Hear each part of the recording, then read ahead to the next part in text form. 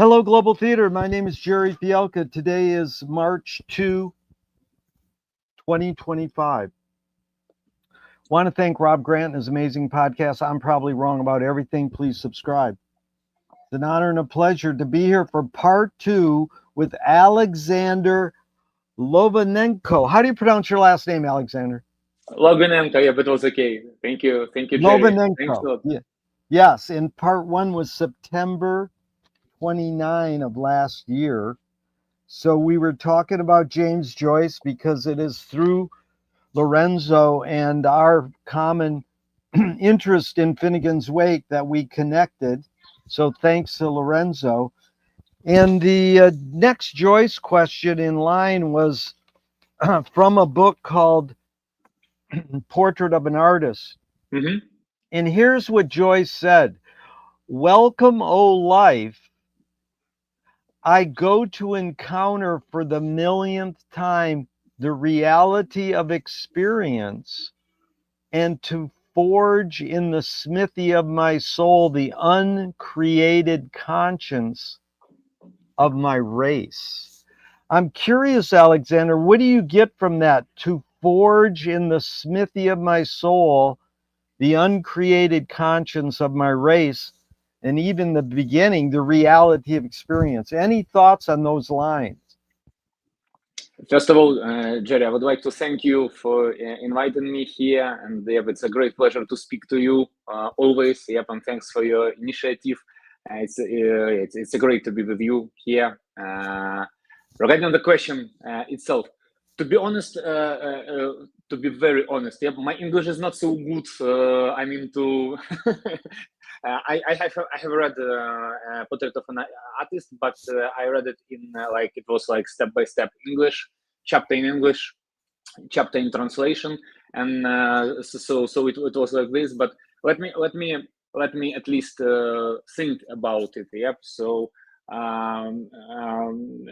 Joyce always like based on his education with Jesuits. Yep, he always asked to his readers and to himself lots of quite complex questions. Yep, and for me, to be honest, even in translations, sometimes I cannot understand what does it mean. Yep, what is important for me that all these like difficult open questions, I mean, they set me up to have some okay, what it could be about. Yep, what can I read additionally to understand this question?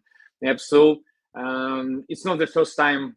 I cannot like maybe to be very keen with the answer when we are talking about some questions or some statements that Joyce put in his book, and maybe the best example here is like Finnegan's Wake example. Yeah, where like most of the things I can imagine what this is about, but not to answer, not even to understand the question. So yeah, in this case, could you please repeat the last? Oh. He says to encounter the reality of experience and to forge the smithy of my soul, the uncreated conscience of my race. Now we know that forging is like ironwork, smithy, that's all metaphor for working with your soul, or this reality of experience, then the soul, and then the conscience of my race. So I mean, it's basically these three things he's talking about, experience, soul, and conscience. And any thoughts on any of those three words? Sure. Yeah, I will share with pleasure my thoughts on this question. So, first of all, for sure, when we are talking about Joyce and my attitude, yep, reading Joyce, is that we always are talking about some internal improvements. Yeah. And it's interesting that last time we spoke with you about mirroring as well. Yep, and there was very similar thought here there in one of his novel that one person work with his internal material sometime once he manages to go deeper than his own experience into the experience of, let's say, race or like previous lives, whatever. I don't want to use some specific definition here, but I mean something more than one person is. Yep, and it seems like when we're talking about the this quotation from Joyce is just like somehow some how to say in English, like invitation to work hard and to create your history and the history of your race and the consciousness. Yep. So I guess it's about this. Yeah, no, that's good, because it leads to a McLuhan line that's very interesting, and he's sort of trying to distinguish between understanding as an experience. And what Marshall says is that we, let me get the exact quote here. Everybody experiences more than they understand. Yet it is experience rather than understanding that influences behavior. So I'm curious your thoughts on that, experience and understanding. It sounds like Marshall's sort of saying understanding should shape our behavior, but experience shapes our behavior. Any thoughts on that? If you're talking about this quotation, the first thought here was like I remembered, I recalled the Korzybski, Alfred Korzybski, with his very famous expression like map. Map is not the territory. Yep. Map is not the territory. Yes, very map good. is not the territory itself. So always our understanding of some experience, it's shaped and with our body, with our senses, etc. So it's not equal. It's our interpretation of the reality of this experience, and it's always smaller than experience itself. Like and it's important to keep this in mind, at least to try to keep it in mind, because for sure it's not an easy thing. But keeping this in mind helps us to be more objective and to maybe always to increase our understanding, to have this motivation to increase. Because if I know that always my understanding is smaller than reality itself, so there is the motivation to enlarge, like to strengthen my nerve system, senses, etc., to go to my understanding, to go deeper into the things. Yeah, that's good, because Alexander, you taught me about Robert Anton Wilson's model agnosticism. Yep. And he says any grid we use to organize experience is a model, and not to be confused with the world, what's really happening. So that's like Korzybski saying the map is not the territory. In Alan Watts, in fact, Robert Anton Wilson, someone referred to Alan Watts saying the menu is not the meal. Yeah, exactly. But this is a flip, because I know that Robert Anton Wilson also read McLuhan and liked him and quoted him. Marshall McLuhan said, when you read the menu at the restaurant, when you get the food, you're tasting the words in the menu. Now that sounds kooky, but you've been biased by the words, the description. So that again is the experience tasting the food, or is understanding that the menu affected how it gave you a bias, how you were going to taste the food? Like it actually made you more aware, like, well, how is this going to taste? And so I wanted to go into just the word because we're using words. And you keep saying, excuse my English, you're doing great. It's better that you don't have great English, because it helps me listen more closely to every little syllable. And then I learn more. So I thank you. But T.S. Eliot said, when I talk to you, I have to use words. Now, we know that's not true, because we can use hand signals, or I can use printed word, but we're talking about verbal exchange. And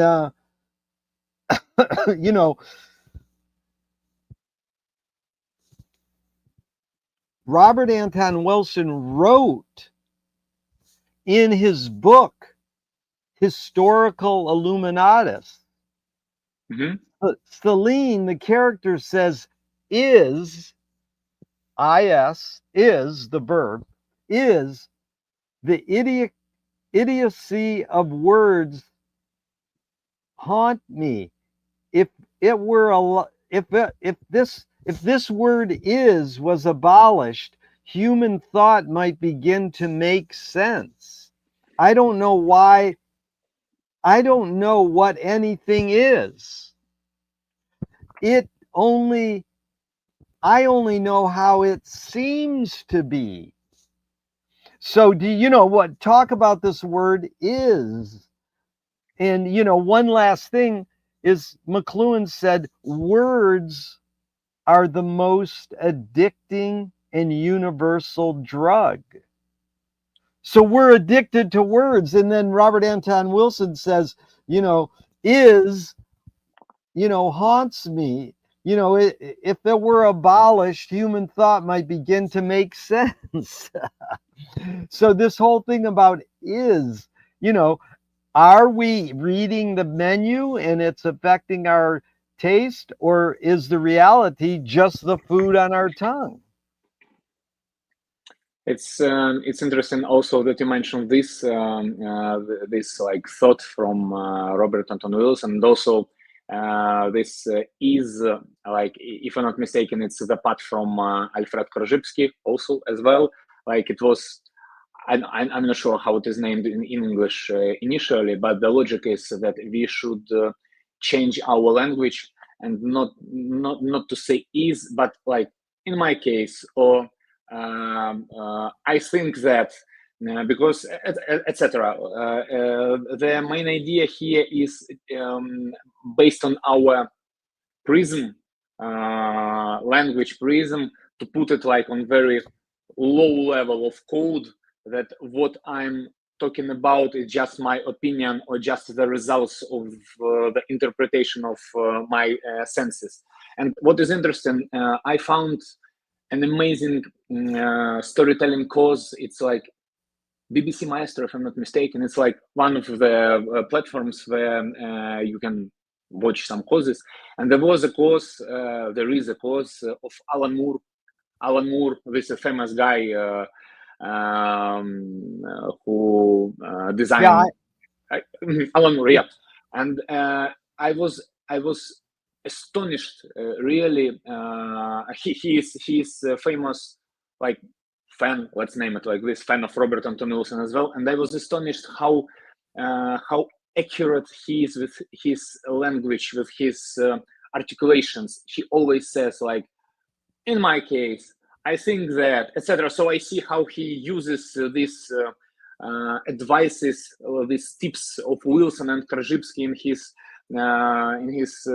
everyday life, like in his causes, and it's really amazing. And so maybe the good example of of using this approach is like Alan Moore, and yeah, I can recommend.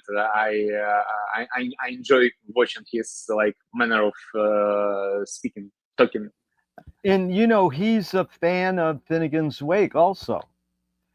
I know the Joyce for sure, but I didn't know regarding the Finnegan's Wake. Thanks for Yeah. yeah. It's interesting. There are some works or there are some interviews where he shared it, because it would be interesting for me to read. To Yeah. see. And so that goes to Bucky Fuller said, I seem to be a verb.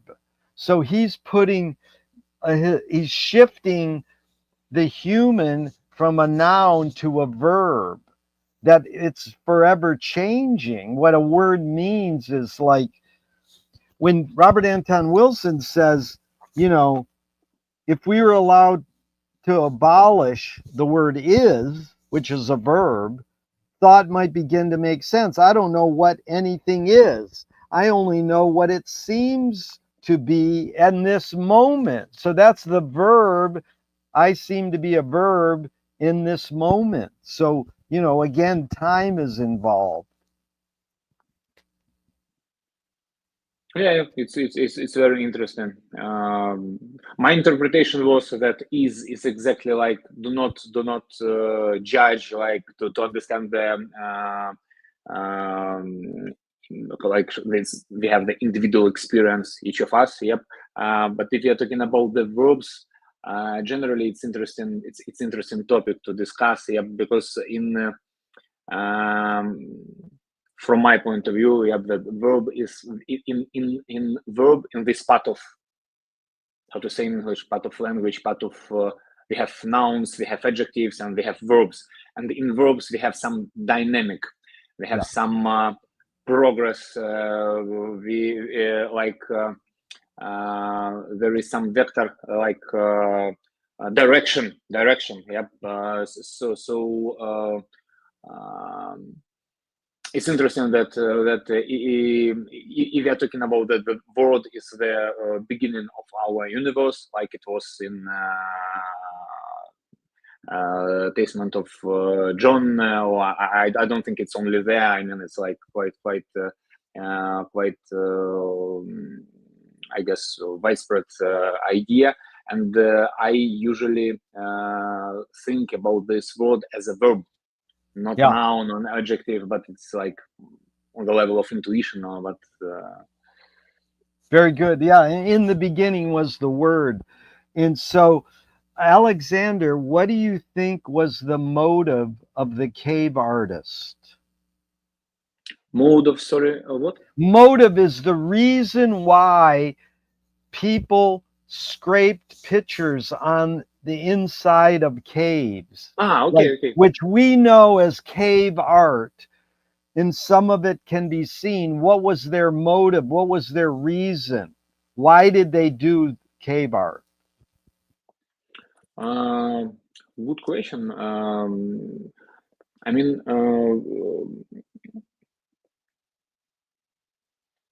generally, for me, it's important that in each part of our history, yeah, through the old timeline, there were some people, let's name them advanced people or something like this, yep, who tried to move forward with something, yep. And it's very important for me, at least, to remember that it's nowadays like this all science, like system of science, like pictures, like language, whatever. It's something usual for us, but it wasn't always like this. And one day, some people decided that they need to describe their lives, to share with, for example, with children, with grandchildren, etc. To maybe to gather and to write down some experience, and then after this section, you can read this experience, and through the generations, maybe you can enlarge or improve this experience. So I'm not sure that it was like a very straight idea from the very beginning. Like this, I think that initially people just need to do something to like to save some experience. Yep. But then it turned out that it was the like after the creation of the symbol system, it was like the next stage of the development of the humanity. Yeah. Very good. Symbols of systems, really good words you use there. So, two of my film heroes have a mantra: ignore yourself.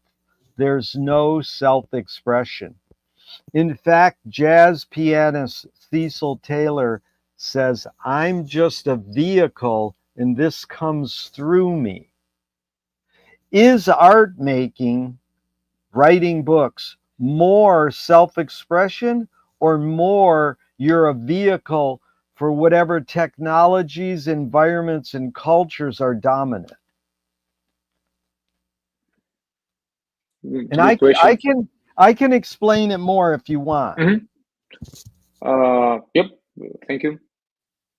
Go on. You know, are we a muse? Is there a muse that's causing Joyce to write Finnegan's Wake? Is this environment causing him to write the Wake, or is it more? I know it's both.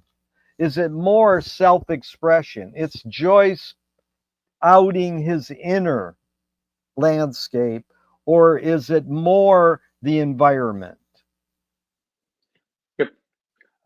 Very good. Very good and deep question here, because based on my experience, yeah, for sure there are two paths here, but the ratio between this correspondence between these parts is very important, because first of all, for sure, when we are talking about some writings, yep, we have the from technological point of view, I mean, we need to use some words. These words are in English or in Ukrainian, whatever. Yep, we read it we write them in a notebook or in a laptop. I mean, typing or scribing in our some paper on the paper. Yep, and from the other side, and we have like our input. Me as Alexander, I have such experience. I have wife. I have I work on a certain work, etc. So for sure, I will use this experience to describe something in the book.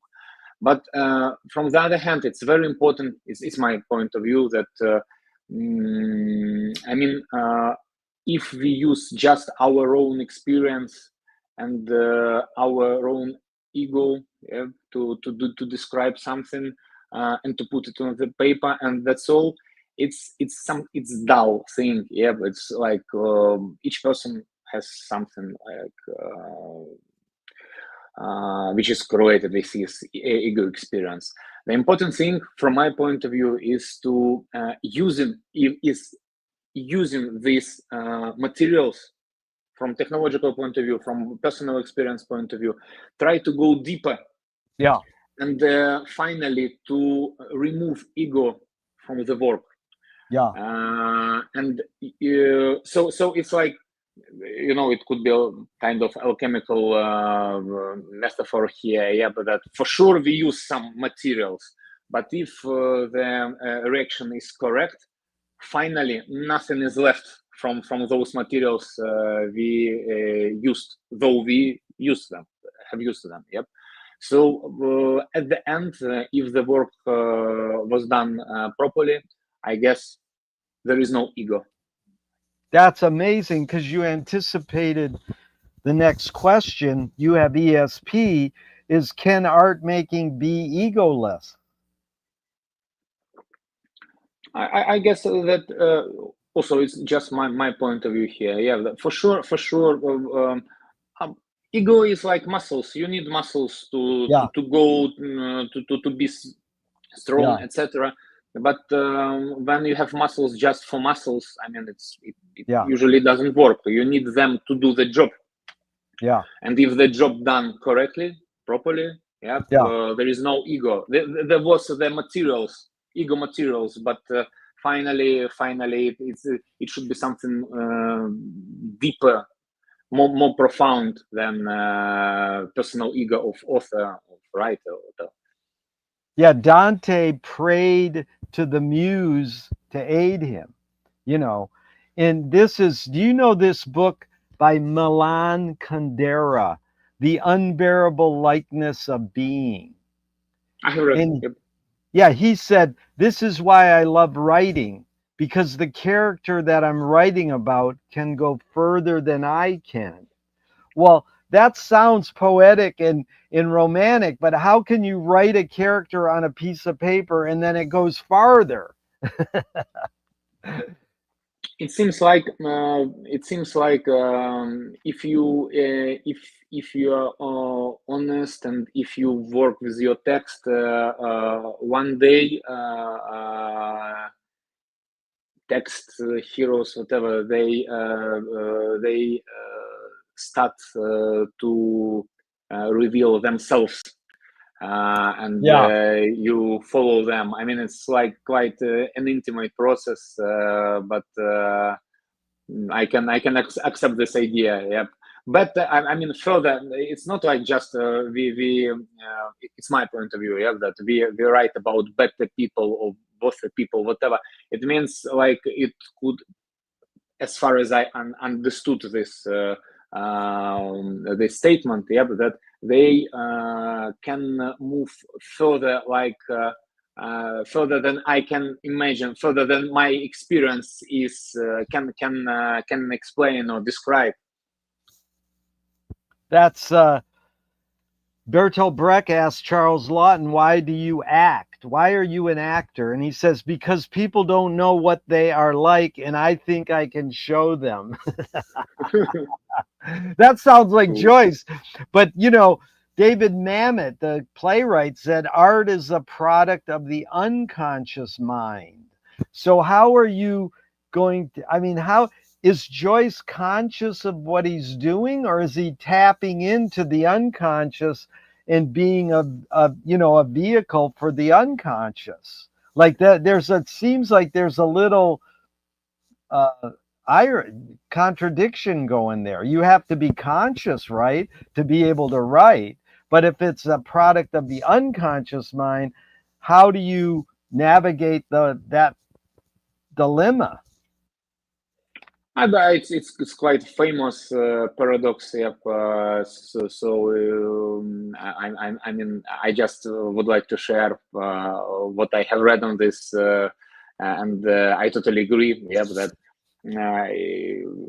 sure. I mean, no doubts that Joyce was a great professional, and his ego was totally okay. I mean, he knew how to cooperate on the level of his own ego. And art of writing, it starts from ego, because you need to know language, you need to know like Yeah, words, you need to be professional. yeah, It's like the same in each how to say, in each art. I mean, that doesn't matter. You are a goldsmith, or you're a writer, or you're a surgeon, whatever. Yep, you need to be a professional. You need to know the tools, like it could be a yeah, laptop, or it could be a knife for surgeon, but still you should be. But these skills, you need these skills to have them on such a level that they will not be an obstacle for a reader. For example, as a reader, I do not need, for sure I can make this decomposition and say, okay, here Joyce uses this approach, here this approach, if I would like. But you know,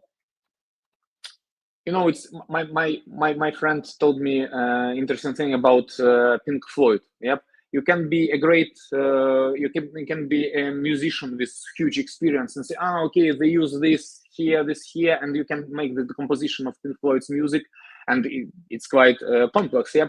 But you can be, as me, very simple guy. I mean, I'm not very deep in music, but still, you are totally astonished with Pink Floyd. You cannot understand anything about the technology, but still, you take this great things into your life. Yep.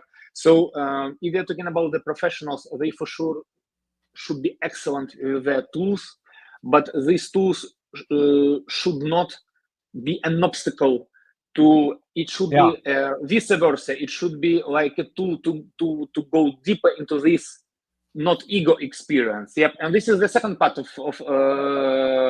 the task. To with these tools for author, for writer, with these tools, like to catch, like David Lynch, to catch this fish. You do not create fish. You just like, you are ready, you use all your tools, and when the fish is here, you catch. And I guess this Lynch metaphor is good to show this paradox. Yeah. And you keep saying the word truth, right? The honesty, the integral honesty of seeking the truth. Is that what you're saying? TRUTH, truth? Not sure. Maybe. No, what was the word you were saying there? I thought it was truth. It sounded like truth. Jerry, I don't remember. Sorry, but if you catch this word once again, just let me know. I will stop, and okay. I will. No, that's all right. Elaborate. Because I wanted to go into that because you brought up the word honest earlier, and there's one line, a couple lines people have said about seeking the truth.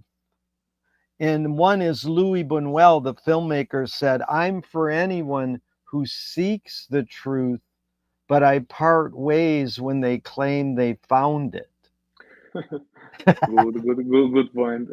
And I'm curious your thoughts on that line. Yeah, but there is no, I mean, there is no final truth, I guess. So yeah, it's very good to have this approach to be in this research and this seeking without. I mean, it's indefinite process. But when you think that you finally have found the truth, you stop your progress. And like it was in Alice in Wonderland that unfortunately I remember this quotation just in translation, but so I will retranslate to English. But to stay at the same planes, you need to run, because if you do not run, you're already there. So yeah, it's agrees. You need to run. You need to search this truth, but when you think that you have found truth, you just accept the idea that territory is the map, and it's not the map. Back to Korzybski, very good, because most people like the Louis Buñuel line, but one person said, no, that's bullshit, because if I'm going to seek something, it's because I want to find it. So I morphed it into a new question. If the cliche is, the journey is more important than the destination. And, these people in most people, I go, well, why do we have to name or seek a destination if the journey's more important? And people go, oh, because you have to focus. You have to have a destination. And what about the flaneurs where you are in Paris in the 20s? These people changed the world forever. Duchamp, Picasso, Hemingway. They were not focusing. They were just drinking coffee and chilling out. And they were called flaneurs. psychogeography. You know this term, No, Wittgenstein. Yes, I didn't, but it's very nice. It's very yeah, nice. flaneurs are like, they don't have to. I mean, what is your idea of that? Do you have to have a focus and a destination, or can you wander aimlessly? It's a very nice question. I mean, for sure, I mean, for sure, we need. It's my point of view. We need some plans, especially when we are talking about some mundane things. I mean, if I need like more money for existence, or let's say I Yeah, need to buy the toothbrush to have my teeth okay, whatever. For sure, it's something it should be done. It's not about the philosophy or whatever. I need to eat something, and I need teeth, and I need, or when I need to go to the doctor. For sure, it's like it's not. There is no place for Johnny here. I just need to go there and to check my health. Yep. But when we are talking about more, maybe even not more profound, but generally about the approach, yeah, that this thought is very widespread among lots of philosophers and lots of systems, etc. It's not something like I mean, I guess we can find it everywhere. It was in Crowley as well that the how to say in English, it's like the pure will, which is not bound to the success, is perfect in itself. Yep, sorry, it's my translation from translation. But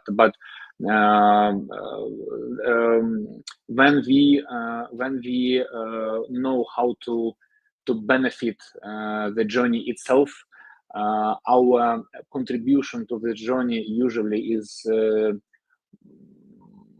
more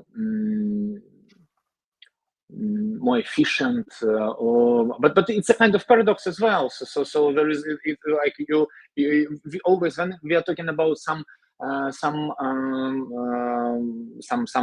deeper things than just to buy toothbrush in the shop, we always have some paradox, and this is the idea to be like to go on this rope between like Odysseus, like between Scylla and Charybdis. Yep, there is no answer like to the left or to the right. You just need to equilibrate. Yep, and it's very good. It's very good if I find when I find some ideas, except the toothbrushes or similar. Yep, when I have just very transparent answer, I'm just trying to find something like controversial, just because it doesn't work like this. Usually you need to have this thesis, antithesis, and then to go between yeah, them, and this is the progress. Here is the progress. that If was not, good. we just on the same stage. Yeah. I like it's almost like the phrase the efficiency of paradox or the paradox of efficiency. Like because you were looking for the word efficient, but this is, you brought up Crowley, and he indeed said this: by the force of truth I have conquered the universe. So he believes, I guess, that you can acquire the truth or find the truth, by Uh, saying that. I By the force of truth. What's the force of truth? I have conquered the universe. if I'm not mistaken, I'm not sure. Yeah, but Yeah, if I'm not mistaken, the context here is very important, because if I recall correctly, it was like either his motto or some like statement based on the certain book, with quite profound. How to say profound, um, profound levels of subconsciousness. yeah, Those levels where really there is no like thesis and antithesis. It's like it's on the level where above the abyss, if we could use here the Crowley metaphors, yep, above abyss. So on that level where you don't have this thesis and antithesis. So my thought here is that it's very important, if you are going to discuss this phrase, it's important to see the context, because it seems like it's not about the mundane approaches. Yeah, it is out of context. That's what all these quotes are. And here's another one I'd love to hear you on, Alex and Alexander, on Shelby Foote. He's a historian. A fact is not a truth until you love it.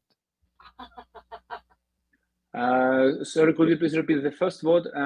A fact, F-A-C-T. A fact is not a truth until you love it. So he means here that truth is something where we involve our emotions, we are engaged in this. Okay, I can accept. I mean, it's because truth usually, like, if we claim something like truth, it means like we consider it as truth. So we okay, it's a good point to think. Yeah, no, it's controversial. Some people think it's bullshit, and some people agree, but most people scratch their head. Not true. This is Eartha Kitt, jazz singer. Truth is a theory that is constantly being disproved. Only lies, it seems, go on forever. So how, this is Proust. On what occasion do you lie? Can you talk about, do lies last longer than truth? And what occasion do you lie? But once again, I would like to divide here that if you're talking about the everyday life, I mean, some let's name it some project collaborations. It could be family, it could be work. Yeah, but it's some like our everyday life. I cannot accept lie here, because sometimes, I mean, all of us, sometimes there are options, but I don't think it's a efficient approach, because lying, we create like lots of untransparency in our space, and finally it impacts us as well. So in everyday life, in everyday projects, I don't believe that we can use lie as an approach. But still, it's very interesting. So that as we started talking about Crowley, he wrote one of his, if I'm not mistaken, it's the favorite book of Robert Anton Wilson, of Crowley, and this book, the name of this book is the Book of Lies. And the idea of this book was the following: that Crowley said that, okay, I tried to explain my internal experience, some philosophical questions, etc., etc., but it's always such a disaster to find the proper words to explain. And at that moment, when I found the word to explain and I used this word, I already lied, because it doesn't work like this. Because it's like I try to say that map is the territory. And Crowley thought a lot what he could do with this thing, and finally he decided, okay, if it's not possible to tell truth, because immediately it becomes lie, I can lie deliberately as much as I can, and it would be truth. And he created Book of Lies. Yeah, and he uses this paradox in the controversial meaning, and it seems like it works, because at least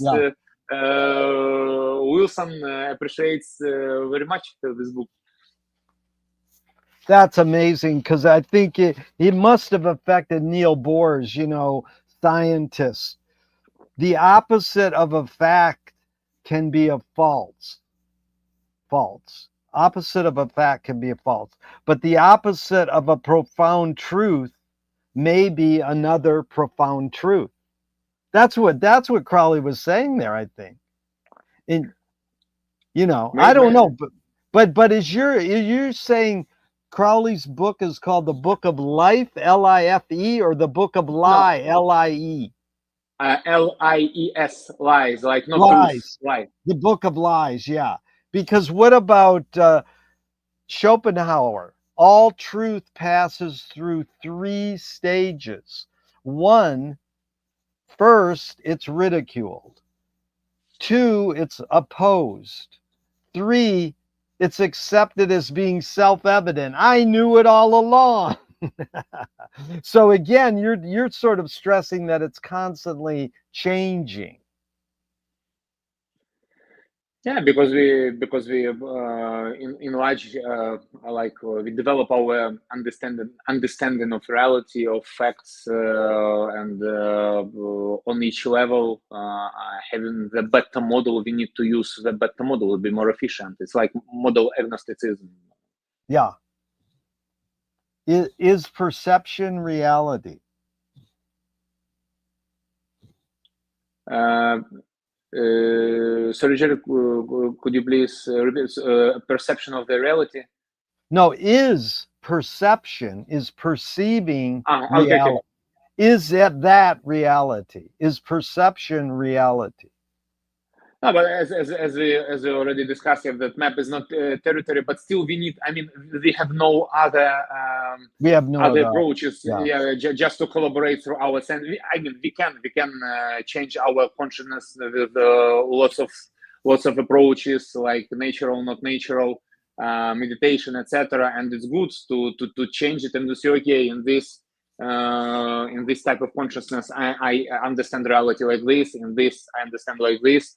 And what I can take from this understanding, what I can take from this understanding to enlarge, to develop my understanding in general. Yep. Yeah. Yeah. One more truth quote I'm very fond of is, if you make people think they're thinking, they'll love you. If you really make them think, they'll hate you. That's Don Marquis. I mean, it's sort of amazing because the word believe has the word lie in the middle of it, LIE.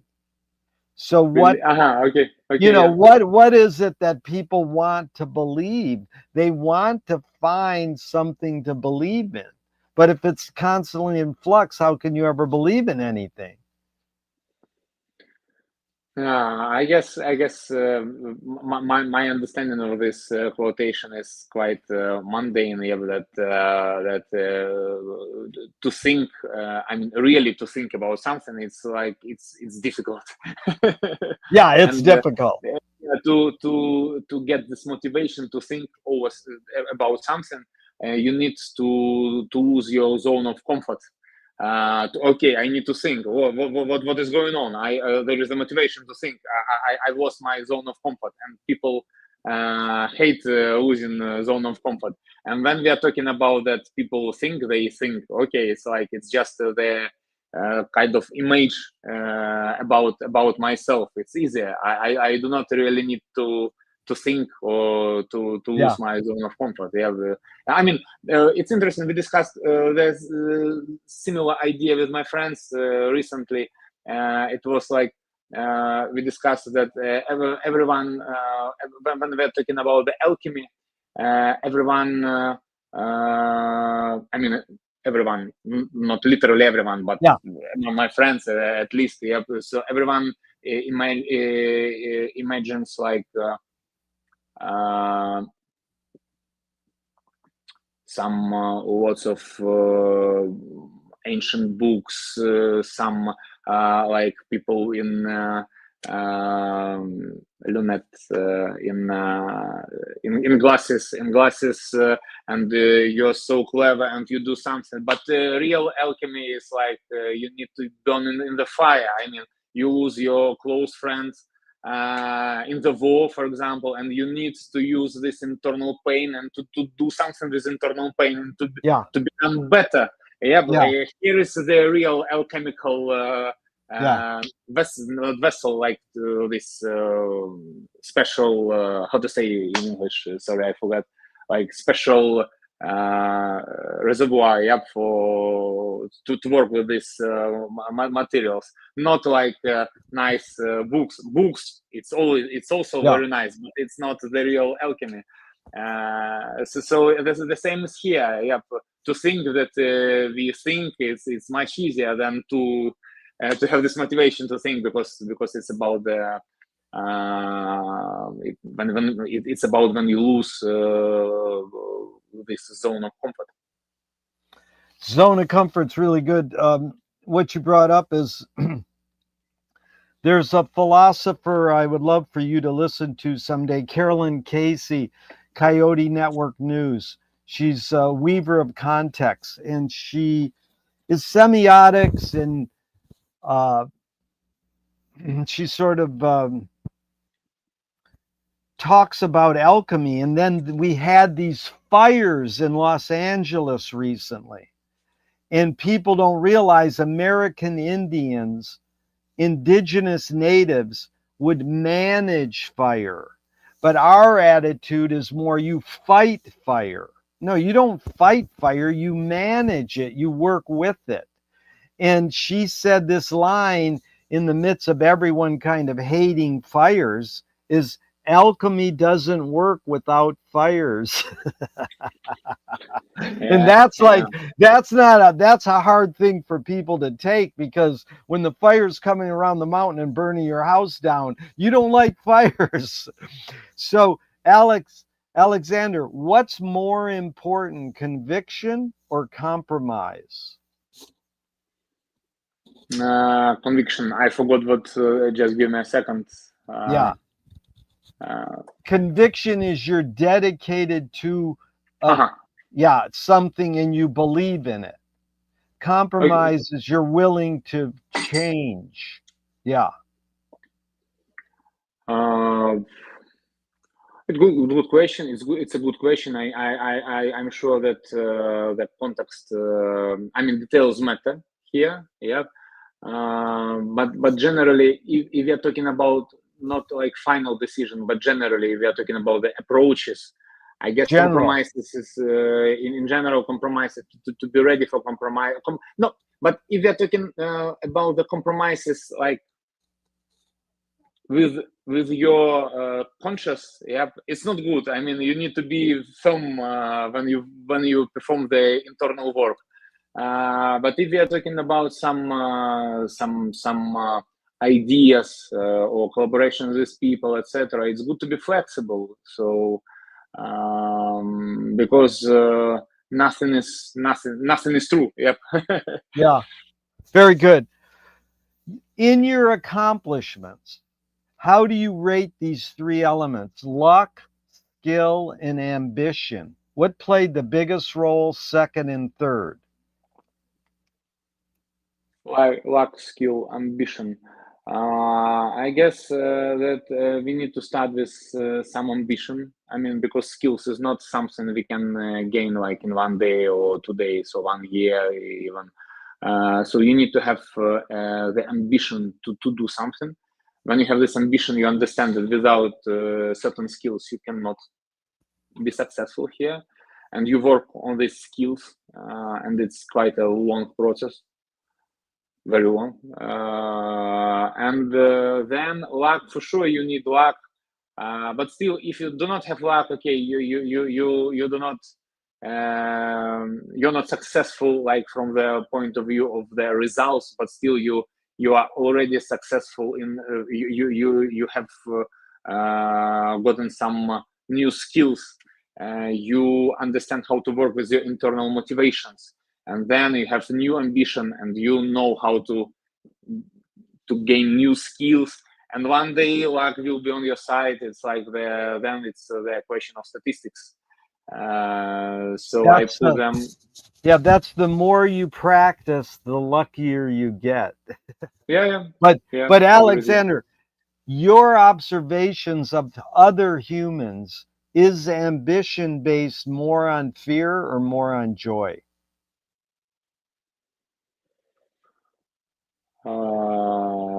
It's a really good question.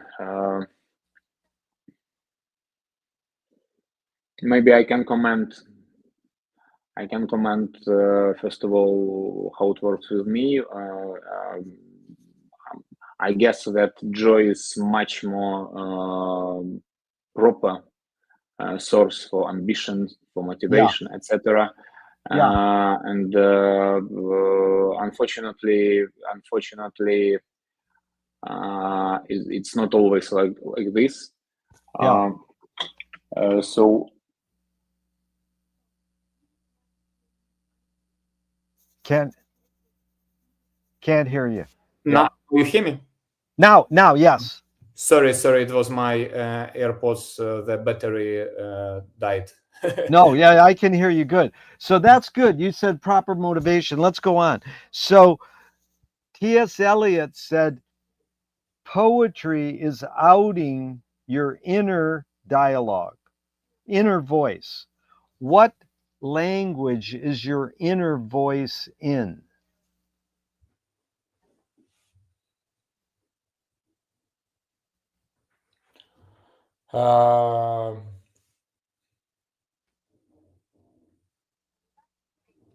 Good question. I mean, it depends because I mean, it's very nice. It's very nice question. I can elaborate a little bit why it's a little bit confusing to me, because my native language was Russian. Yeah. And I definitely first like 10-15 years of my life, I thought the language of my inner voice was Russian. Yep. Then I started. I mean, not in when I was 15, but it was kind of process to know English, at least to be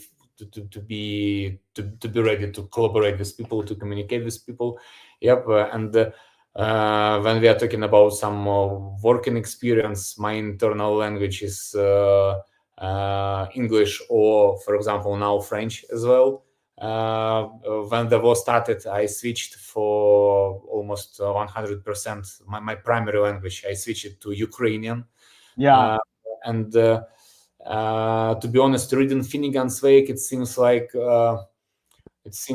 all my languages now are it's a kind of in danger. It's I mean, it seems like with my progress with Finnegan's Wake, I lose. I'm in process of losing understanding of. I mean, it's like more like psycho. How is it? Kind of dementia, you know. No, it's like Salvador Dali blended Spanish, I think English and French, and blended all three of them. So you're saying now your inner dialogue is a blend. Yeah, it depends on the topic. Yeah. Usually, you know, it's very interesting. But with my wife, we can use three languages because some definitions because of lots of how to say why lots of definitions are better in some languages. Yeah. So there are some things that I cannot explain in Ukrainian, for example. I need to use the French word or English word because it's more proper. Yeah. Tell me one major element that's changed in your life since you turned 16 till now. How old are you now? 36. So from age 16 to 36, one major thing about you that's changed and one major thing that stayed the same.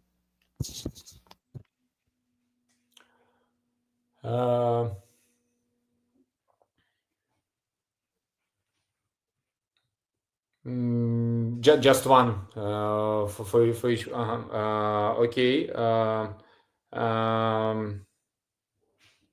It seems.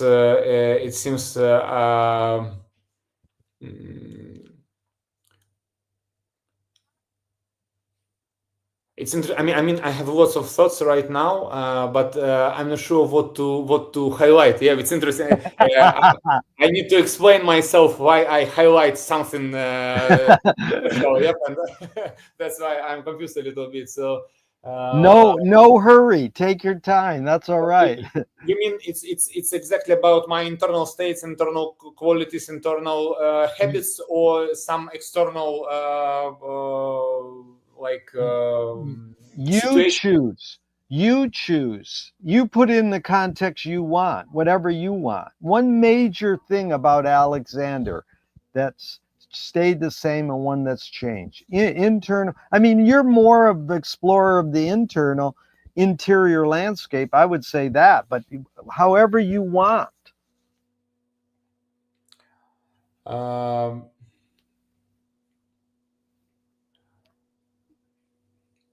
What I can highlight, yep. What I can highlight, it seems like now I'm more honest with myself. Great.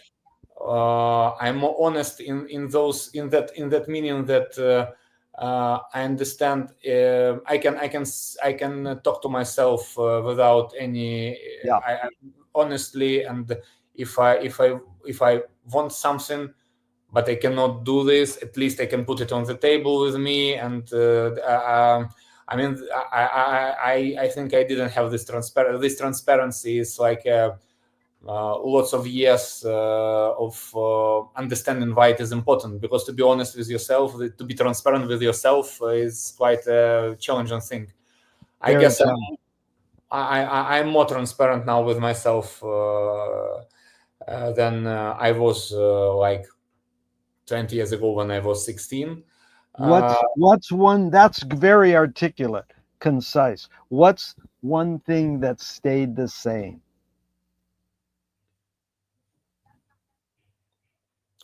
I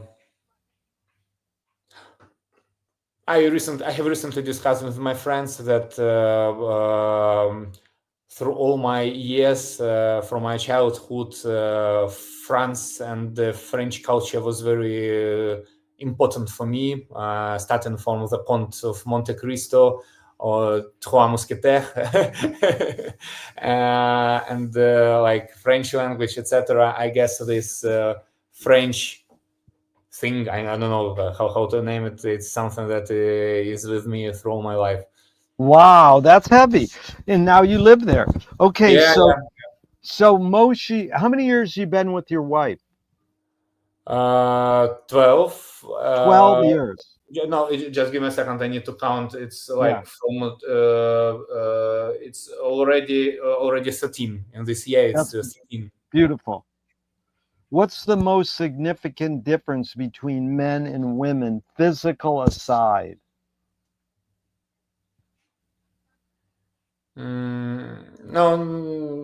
No difference. I mean, I will elaborate why no difference, because I don't, if we are talking about like physical aside, yep, it's important. I guess that in each person there are like male and female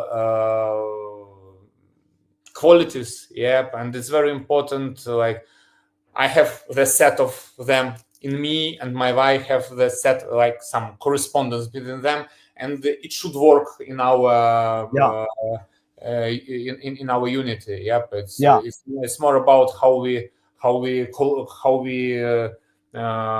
push this collaboration between my set of both qualities and her set of both qualities. Beautiful. Moshe Feldenkrais works with healing and movement. He says it's literally possible to identify a weakness and incorporate it to become a strength, rather than we're normally taught to overcome a weakness. Tell me a weakness you turned into a strength.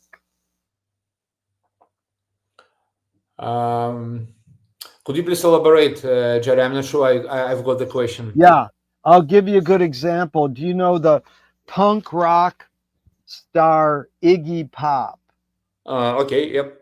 He said, my band was so bad imitating the Rolling Stones, we invented punk rock. So it's like something that doesn't work, some failing or weakness, and you actually flip it and turn it into a strength. Okay. So, Weakness. I understand. yeah, Sorry, I didn't get yeah, to the weakness. Okay. yeah, Yeah, but it's there are lots of cases here, and I mean,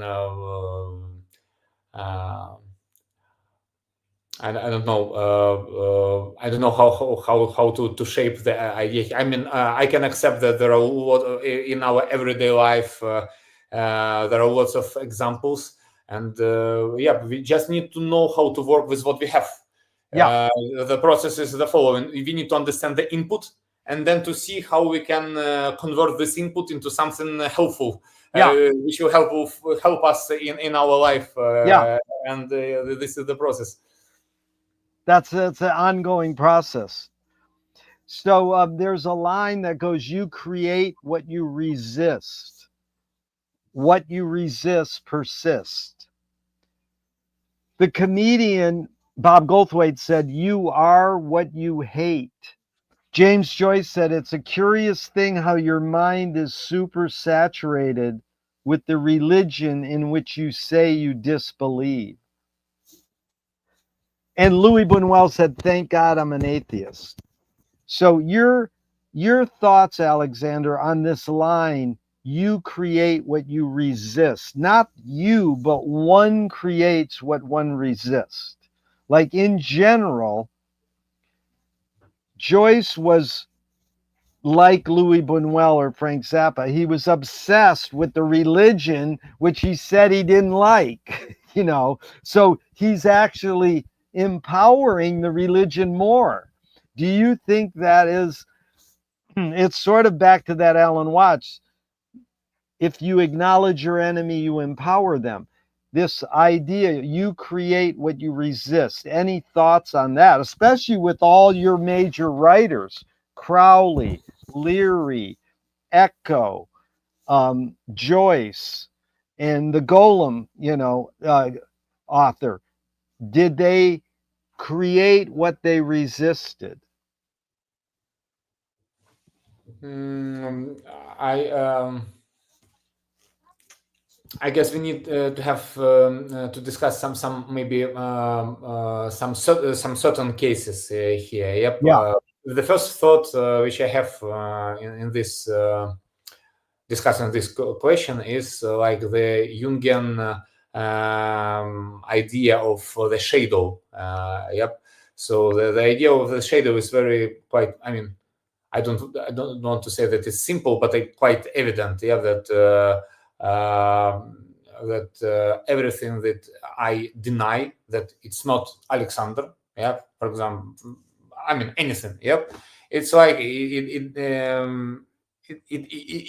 is put somewhere on the shelf of my shadow yeah, alter ego inside, and if I collaborate not efficiently with my shadow.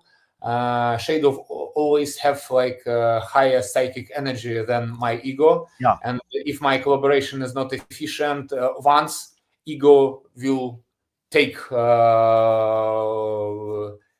consciousness to its pause. Yeah. So it was the first thought. Yep, and it's important thing to be conscious and to work with everything. If I deny something, there is the reason why I deny something. Yep. yeah, So we need to be attentive with these things. But if you are talking, sorry, if you are talking about some authors like Joyce, Echo, whatever, I guess in this very case, it's important. I mean, guys dived very on a very deep levels. Yep, I think that at least me on my level of understanding of their works, it's something like more than just plus and minus. Yeah, they have plus minus, then like. Increasing of conscious plasma and such iteration of like self elevation or like what the not self elevation but their thoughts. I can use the word elevation here, like development, like plus, minus, and then next level. Yep, Yeah. plus, minus, next level. There was such a lot of these next level things there that maybe, as for me, I'm not ready to simplify this just about the one controversial thing. I'm not with these guys. I guess. Good, Alexander. Because shadow, you're talking about Carl Jung. Shadow, the shadow self. SHADOW, right? Shadow. Shadow. Yep. Shadow. Like, shadow. Yeah. Good. Now there's another word. I spoke with the Awakean Chris Fuller in New York City, and I said, "What's the best thing for a human being?" And he said, "To be loved as a child." But wait, let me revise it. It's probably crises. And I've always thought the human condition is conflict, is crises. Is crises the human condition? Crisis. You mean that person always lives. It doesn't work. That things don't work. CRISIS. It's funny because there's that is word again, but it's like things don't work. But we want to think they work, and we want to think we can kind of help them work. You use these words, development. We can reflect on our inner landscape and try to integrate the shadow into moving forward and being positive, joy, love. But I thought it was interesting because he's not a negative, like existentialist like Nietzsche or something. He's like a happy teacher of English, and he loves Finnegan's Wake, but he says the best thing is crisis. And I was like, what? Because I do believe that is the human condition, that we're here because things don't work. But I'm not sure. I'm not saying I'm right or wrong. I'm just wondering your idea on this. Is crises the human condition? No, I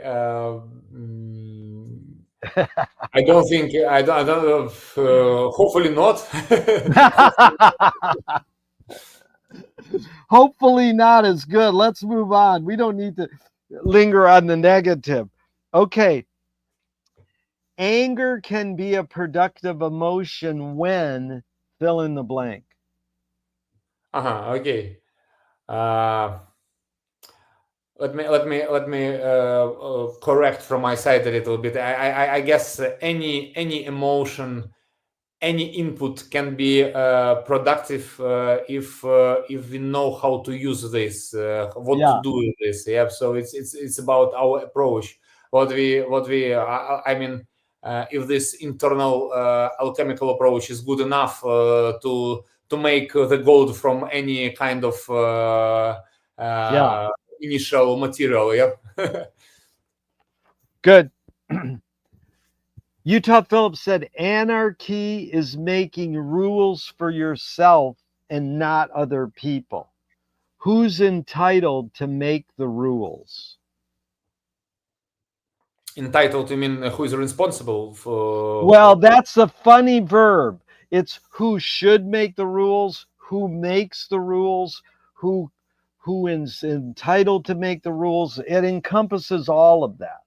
Like because should is another word than entitled. Entitled carries too much baggage, so it's hard to find the right verb. Who makes the rules? Like who should make the rules? If you're ideally, who should make the rules?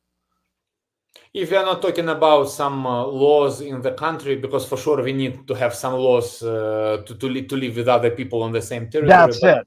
To have cooperation among humans, who should make the rules? Yeah. Yeah. So, but it's it's maybe more mundane dimension here. Yep. If we are talking about like in some philosophical dimension, what's name it like this? I guess that I mean, for sure, we need rules. Like in any kind of philosophical system or religion or whatever, you always, as far as I understand, or people always start with the ethical paradigm. Yep. Yeah. You need to define for yourself what is good and what is bad. Yeah. And for sure, maybe for other person it doesn't work, but you need this like not cell, how to say, you need the structure of good and bad for you for the certain period of your life, and then because to develop yourself, you need to understand these grades. Like, okay, I was doing like this. I decided that this is bad, and here is the progress. I changed this from bad to good. So yeah, person. If you're talking about more profound level, it's person himself who need to create these rules for himself, and then to follow these rules, to be transparent with him about how he works with these rules and how he works with these rules, and it will help in self development. Well, this is the word freedom etymologically breaks down to the very same words. Freedom comes from giving oneself one's own laws. What does freedom mean to you now?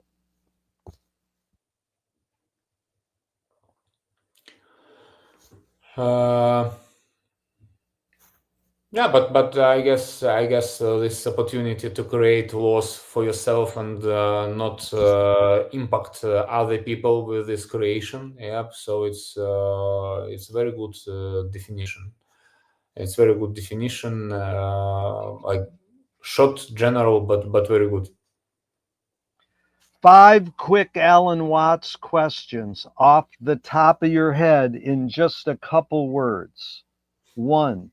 Who started it all? Me. 2. Are we going to make it? Yes. Where do we put it? On the table. Who's cleaning it up? Me as well. Is it serious? Yes. High five, dude. You did it. Okay. Couple more and we're out of here, Alexander. This is really fun. Okay. How do you find peace of mind? You mean what are my techniques or? Yeah. How? Techniques. How do you find peace of mind? Yeah. I'm very bad here, to be honest. But there are lots of techniques. I mean, maybe the easiest way, which helps me. I mean, when I feel bad. And not, I mean, there is no peace in my mind. Yep, I try to contribute somewhere with something. It could be like animals shelters, or like to share the food with someone or whatever. I mean, this action helps me to regain this feeling that it is me who is responsible. It is me who decide, at least on this level. Yeah, and this and it makes me it helps me to regain this peace. Action, karma yoga. Yeah. Did you get, very good. Did you get that more from the way your parents raised you or on your own? Oh, the both. I guess the both. Yeah. Both equal, you mean? Hmm? You mean equally you got it from on your own and your parents raising you? To be very honest, it's very difficult for me. I left parents' home like 20 years ago, and I didn't remember who was that boy and his thoughts, etc. So let's put it like equally, but it's Okay, if you were walking down the street today and you met yourself as a 12-year-old, what would you say to your 12-year-old self?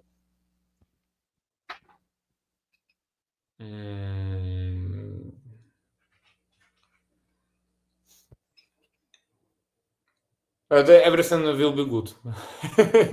Good. And if a book publisher was to release your autobiography off the top of your head, what would the title be?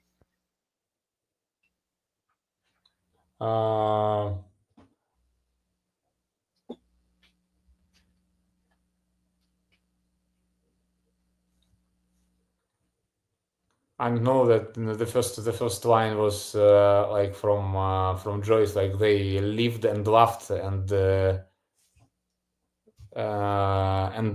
died. Yeah. Right.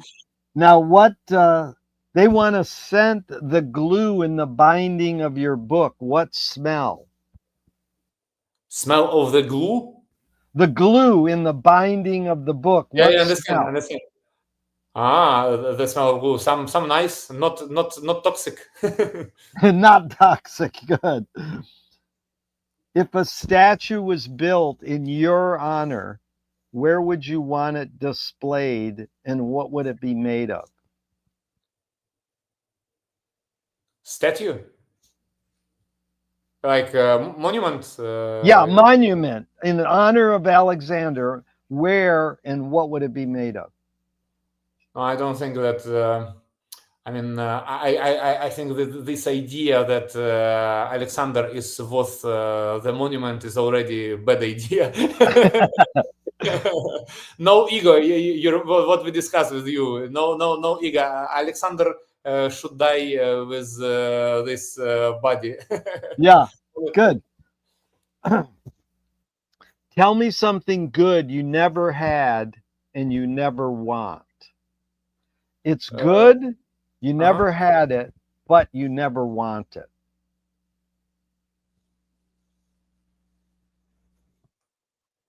I'm okay to want lots of things. I try to. Don't know. I'm quite like engaging person. Usually, I want something. You mean if you're talking about goods like very some material? I don't know, so some sort of car or whatever. I'm quite not indifferent, but I'm okay what I have.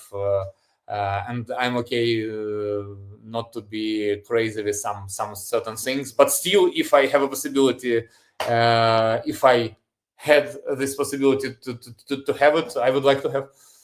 Yeah. If you were in a vat of vomit up to your neck and someone threw a bag of shit at your face, what would you do? Could you please come again, Jerry? Yeah, you know vomit. Yep, vomit. Okay. You're in a big vat of vomit up to your neck. And then someone throws a bag of shit at your face. What would you do? I will cry. CRY, cry? Yeah, with tears. I mean, not just shouting, but cry because it will be insulting. No, the great artist Mike Kelly said the same answer. He said, I would cry. And we didn't go into his quote, but you might appreciate it. He said, making art is making your problems other people's problems. Yeah, because you you use your own materials, but if the work was done properly, your ego is dissolved. Dissolved. Yep, in English, like it's like no ego finally, and everyone can find something and relate. They can relate. Yeah. What's the cultural shift you see developing today that inspires you?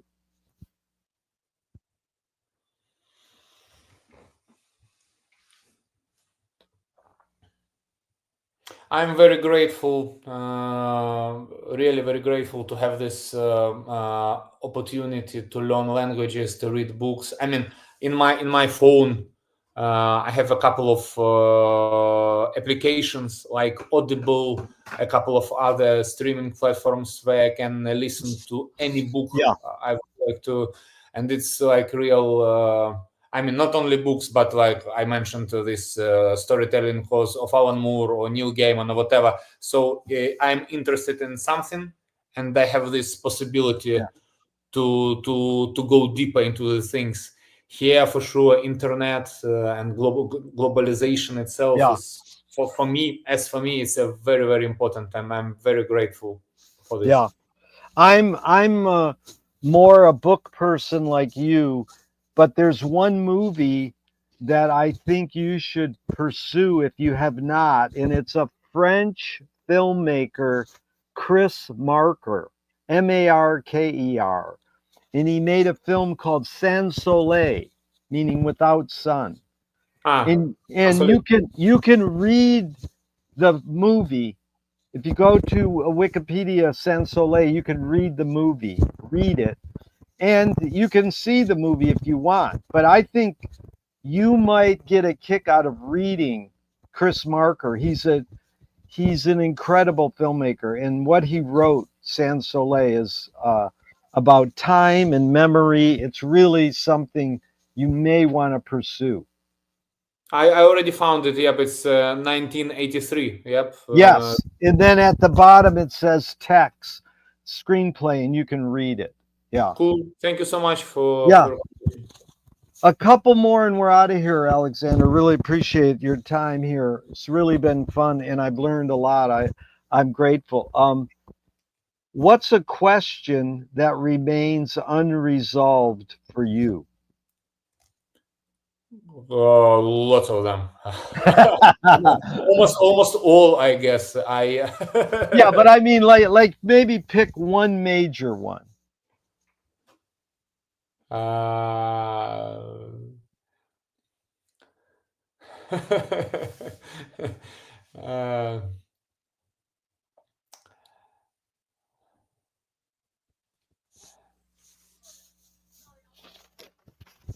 Can I answer this question after the next few? Just let me think a little bit. Yes. We only got 3 more, but you can just type it in the chat later or whatever. It's no big deal. No, it reminds me of the guy goes to his guru and he says, "What is the best question I can ask you?" And the guru says, "The one you just asked me." Okay, how has reading Finnegan's Wake shaped your behavior? Good question. Thank you.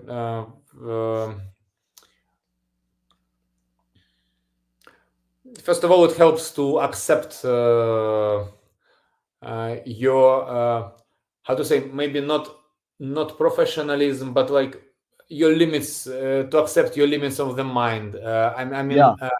I feel myself so stupid. Yeah, but I'm very grateful to our team because all of guys are so deep, so interesting. So I'm in the right room with the right people. Yeah, but for me, it's definitely that I understand my limits very very transparently. I feel the same way. It's like you found a community to connect with some commonality.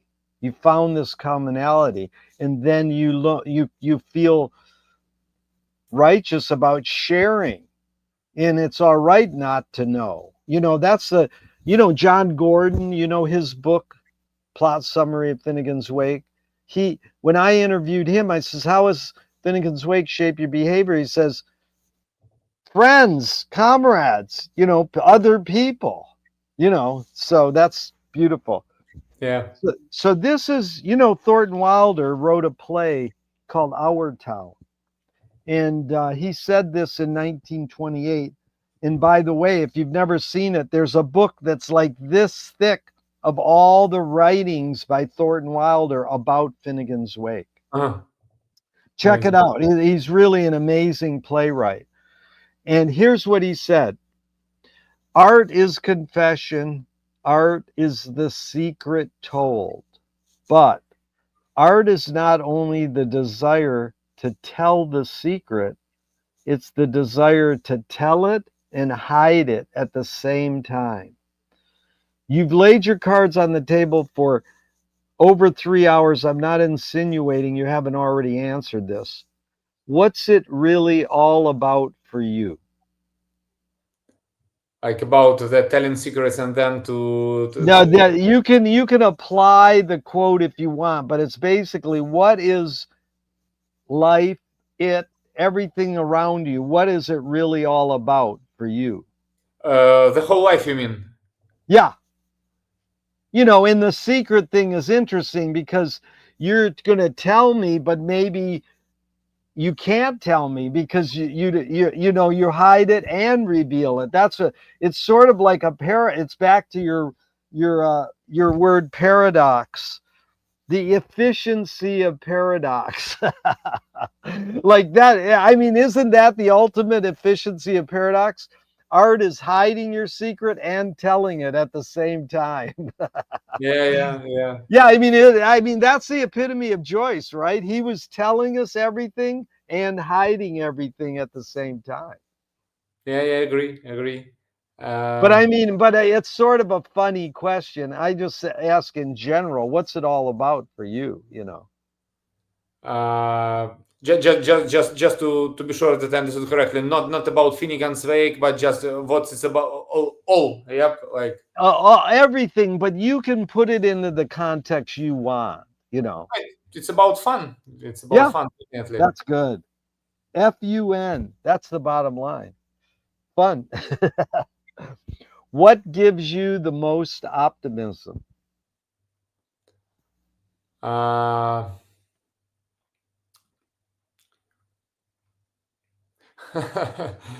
idea that it's interesting that like approximately 10 years ago, 15 years ago, I understood that we can talk about like